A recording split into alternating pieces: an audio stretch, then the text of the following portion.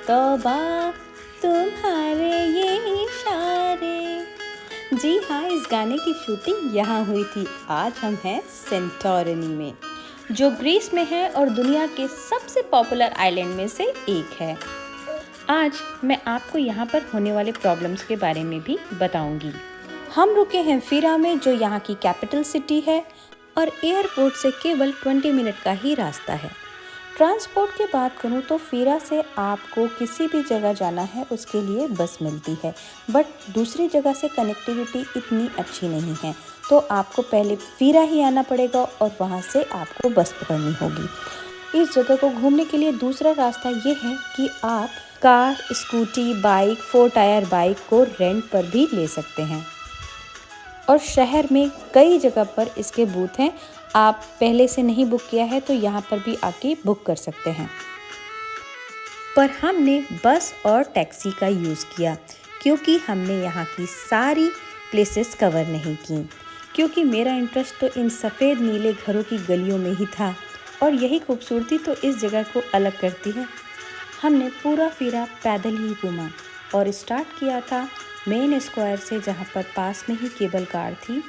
तो आप वहाँ से स्टार्ट करके मेन हाइक फीरा टू ओया, यहाँ लोग हाइकिंग करते हैं और फीरा से ओया विलेज तक पैदल जाते हैं, जिसमें 10 किलोमीटर का वॉक है और 3-4 घंटे लगते हैं, बट मैंने इतना नहीं किया।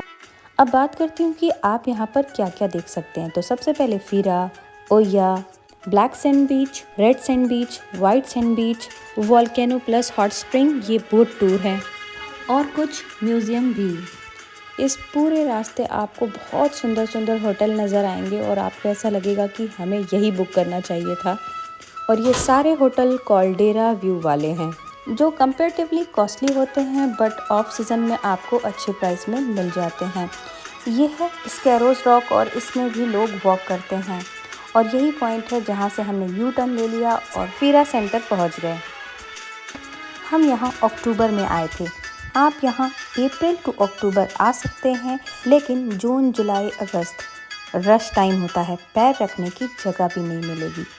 सनसेट का टाइम हो गया है और लोग इकट्ठा होना शुरू हो गए हैं, क्योंकि यहाँ का सनसेट बहुत फेमस है। इसी रोड पे आगे जाकर लेफ्ट साइड पे आपको केबल कार पॉइंट मिल जाएगा, आप नीचे जाकर एंजॉय कर सकते हैं। अक्टूबर मंथ है और सुबह बहुत गर्मी थी, पर इस समय ठंडा हो गया है। यहाँ का मार्केट काफ़ी बड़ा और सुंदर है। यहाँ पर ज़्यादातर ज्वेलरी शॉप गोल्ड की हैं, जो मुझे आर्टिफिशियल लग रही थी, और 14 कैरेट गोल्ड में बहुत अच्छी अच्छी डिज़ाइन अवेलेबल थी। ब्यूटीफुल रेस्टोरेंट से भरा हुआ शहर ही ये, और आपको इंडियन रेस्टोरेंट भी मिल जाएगा, टेस्ट भी अच्छा था। यहाँ की एक बहुत बड़ी प्रॉब्लम है, कभी कभी यहाँ पर इंटरनेट ठीक से काम नहीं करता और जिसकी वजह से आप जीपीएस नहीं देख पाएंगे। हमें काफ़ी जगह पे प्रॉब्लम हुई, तो आप पहले से प्रिपेयर होकर आइए।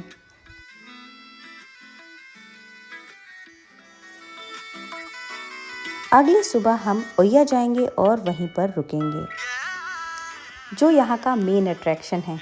ये है यहाँ का मार्केट। और सेकेंड बड़ी प्रॉब्लम बताती हूँ। हमने होटल तो बेस्ट कॉल्डेरा व्यू वाला लिया, लोकेशन बहुत अच्छी थी, बट वहीं से प्रॉब्लम शुरू होती है, क्योंकि इन पतली गलियों में कार तो आ नहीं सकती। मीन्स आपको अपना लगेज लेकर वहाँ तक पहुँचना है। ये रास्ते भी बहुत अप डाउन थे और जीपीएस भी ठीक से नहीं चल रहा था। हमने अपनी होटल बुकिंग booking.com से की थी और जनरली सारा कन्वर्सेशन और इन्फॉर्मेशन आप booking.com से ही रिसीव करते हो, बट यहाँ पर ऐसा नहीं था। जैसे तैसे हम अपने ऑथेंटिक ग्रीक हाउस में पहुँच ही गए। यहाँ आकर थकान मिट गई, क्योंकि सच में ये बहुत सुंदर था। चलिए आपको भी दिखाती हूँ। बाद में हमें यहाँ के ओनर ने बताया कि यदि आपको लगेज लाने और जाने में प्रॉब्लम होती है तो वो पर लगेज 10 यूरो चार्ज करते हैं और आपका लगेज पिकअप या ड्रॉप कर सकते हैं, जिसकी इन्फॉर्मेशन पहले से नहीं दी गई थी और लोकेशन भी प्रॉपर नहीं दिया गया था। बट ओवरऑल मेरी लोकेशन और हाउस अच्छा था। सो मुझे ऐसा लगता है कि आपको डायरेक्ट गूगल से सर्च करके सारी इन्फॉर्मेशन लेते हुए अपना होटल बुक करना चाहिए। फीरा से यहाँ का रास्ता केवल आधे घंटे का है, तो आप चाहें सुबह आकर रात को लौट सकते हैं, लेकिन यहाँ रहने का मज़ा अलग है। तो चलिए यहाँ की सबसे फेमस प्लेस चलते हैं, कैसल, जहाँ से पूरा ओया बड़ा ही सुंदर दिखता है। और शाम को सबसे ज़्यादा भीड़ यहीं होती है सनसेट देखने के लिए। आपको वो येलो पोर्शन दिख रहा है, हमारा घर जस्ट उसके राइट साइड पे है।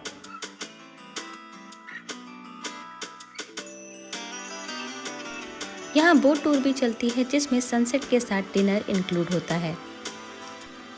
ये देखिए, यहाँ से आपको पूरा ओया दिख रहा है, छोटा सा है। चलिए उधर चलते हैं।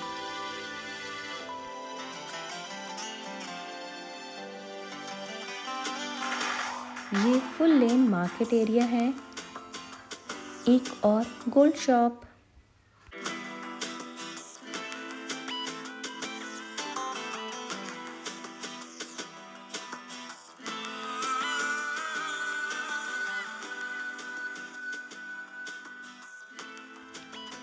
मार्केट लेन से राइट साइड पे मींस सी साइड पे आपको ये ब्लू डोम दिखेंगे, जहाँ पर फोटो क्लिक कराने के लिए खूब लंबी लाइन लगती है। ये ओया का न्यू एरिया है। काफ़ी आगे तक जाके हमने यू टर्न लिया, क्योंकि सनसेट का टाइम हो चुका है और यहाँ का सनसेट तो वर्ल्ड फेमस है।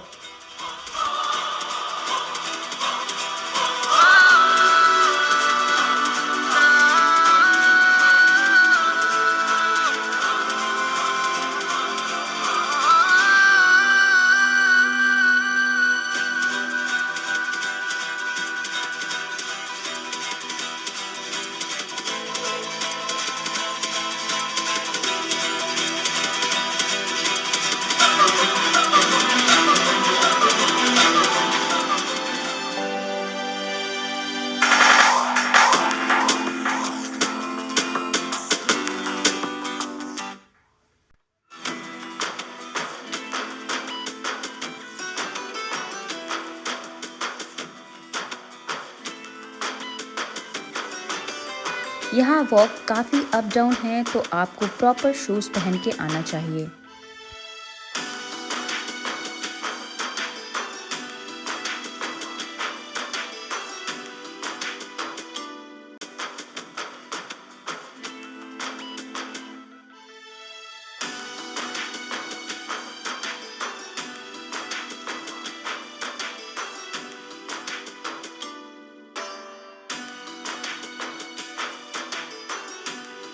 अगले दिन सुबह हमने नीचे जाने का प्लान किया, जिसके लिए लगभग 300 सीढ़ियाँ थीं, और वहाँ से ऊपर आने के लिए आपको डंकी राइड या फिर टैक्सी से ऊपर आना होगा। यहाँ टैक्सी बहुत कॉमन है, आराम से मिल जाती है और बार्गेनिंग भी होती है।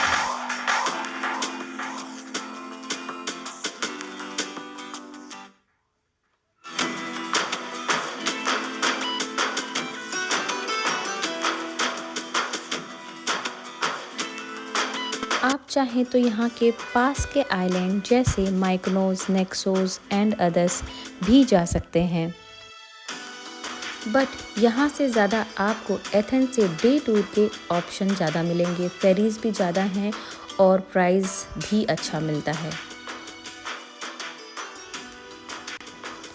आज हमें यहाँ से एथेंस जाना है, जिसके लिए हमने ब्लू स्टार फेरी बुक की है और उसका पोर्ट भी डिफरेंट है, जिसके लिए आपको यहाँ से फीरा और फीरा से पोर्ट तक के लिए बस मिल जाती है। ये काफ़ी बड़ी फेरी थी और ऐसी फेरी में मैंने फ़र्स्ट टाइम ट्रेवल किया था। ये बिल्कुल क्रूज़ जैसी लग रही थी। हमने बुकिंग ऑनलाइन की थी, आप चाहें तो फीरा में इसका ऑफिस है, वहाँ से भी बुक कर सकते हैं।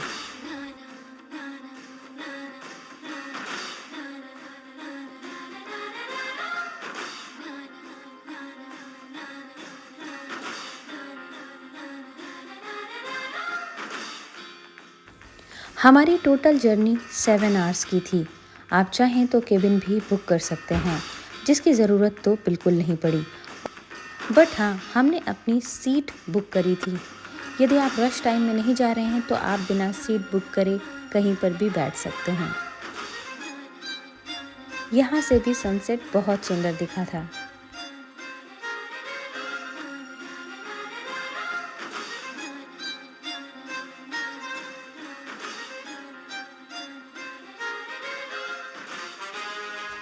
अगले दिन सुबह हमने एथेंस से मेटेओरा के लिए बस टूर बुक की थी। मेटेओरा बेहद खूबसूरत और आस्था से जुड़ी हुई जगह, जहाँ पर ऊंची ऊंची चट्टानों के ऊपर मठ बनाए गए हैं, जहाँ मॉन्क्स अभी भी रहते हैं और ध्यान करते हैं। ये है मोनेस्ट्री ऑफ सेंट निकोलस।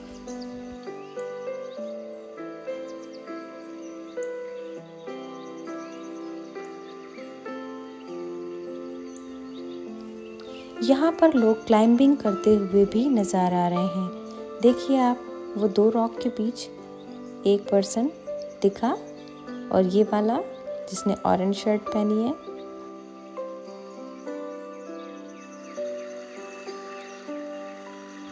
यहाँ पर टोटल 24 मोनेस्ट्रियाँ थीं, जिसमें से अभी 6 एक्टिव हैं। यहाँ ऊपर चढ़ना बहुत ज़्यादा टफ नहीं है, आप 1 घंटे में ये मोनेस्ट्री कवर कर सकते हैं।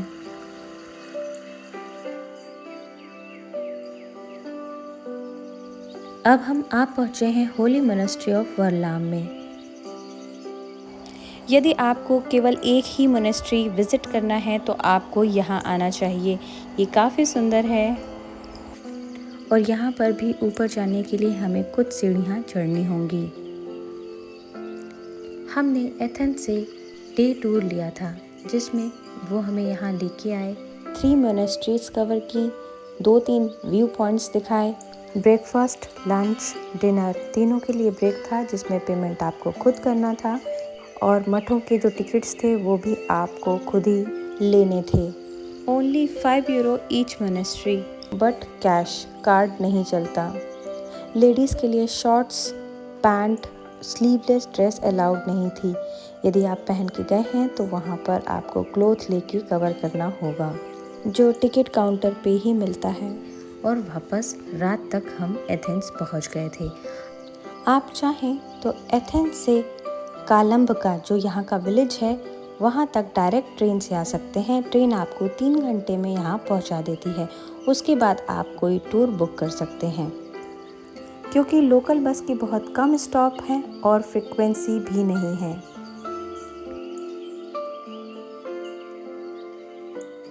ये है पुराने ज़माने के लिफ्ट, जिसमें से आदमी और सामान दोनों को ऊपर नीचे किया जाता था।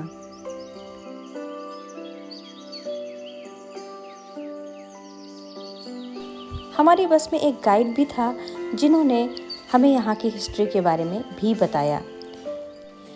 पुराने समय में मॉन्क्स ने मोनेस्ट्रियाँ केवल 20-25 दिनों में ही बना दी थीं।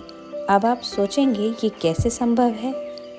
ये संभव ऐसे है कि कई सालों तक वे केवल मटेरियल ही इकट्ठा करते थे। मीन्स रॉक के ऊपर सारे मटेरियल इकट्ठा करने के बाद कई सालों तक एक साथ मिलकर 20-25 दिनों में मोनेस्ट्रियाँ बन जाती थीं।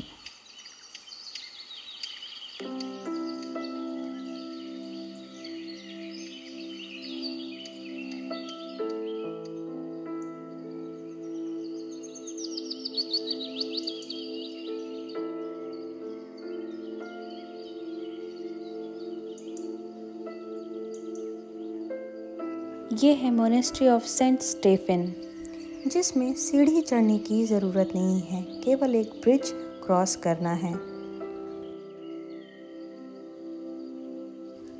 यहाँ से विलेज बहुत सुंदर दिखाई देता है।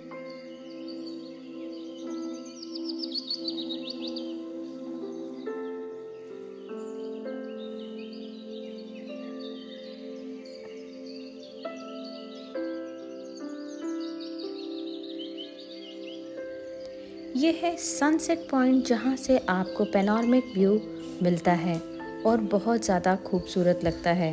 अलग डायरेक्शन से सोचूं तो ये एक भगवान का घर है और आप स्पिरिचुअली कनेक्ट होते हैं। अगले दिन सुबह हम पहुँचे हैं एक्रोपोलिस ऑफ एथेंस में। ये एक ऐतिहासिक जगह है, जिसे यूनेस्को वर्ल्ड हेरिटेज के लिस्ट में रखा गया है। ये लगभग 2450 साल पुरानी सभ्यता है। ये जगह ग्रीक काल की वास्तुशास्त्र विचारधारा का प्रतीक है, जिसमें मंदिर, थिएटर आदि आते हैं। यहाँ की मेट्रो कनेक्टिविटी काफ़ी अच्छी है। मेट्रो स्टेशन से यहाँ तक आने के लिए केवल 10 मिनट वॉक में आ जाएंगे।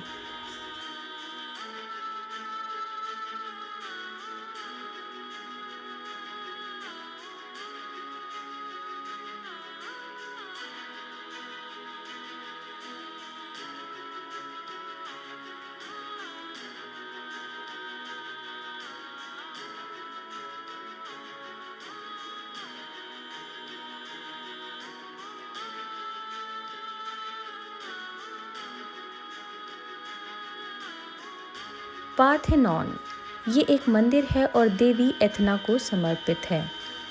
ये यहाँ की सबसे बड़ी और मुख्य इमारत है।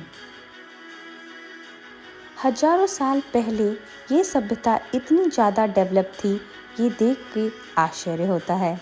ये जगह हाइट पे है और लोग शहर को देखने के लिए पत्थरों पे चढ़ते हैं जो बहुत ज़्यादा स्लिपरी हैं और गिरने का बहुत ज़्यादा डर है, तो आप बिल्कुल मत कीजिएगा। आज हम यहाँ से 3 डेज़ के लिए MSC अरमोनिया क्रूज़ में जाने वाले हैं और देखिए ये काफ़ी जाइंट है। मैं बहुत ज़्यादा एक्साइटेड हूँ और सारी डिटेल आपको देने वाली हूँ। जी हाँ, नेक्स्ट वीडियो में जल्दी ही शेयर करूँगी, देखिएगा ज़रूर। उम्मीद करती हूँ आपकी मदद की होगी। मुझे सुनने के लिए बहुत बहुत धन्यवाद। राधे राधे।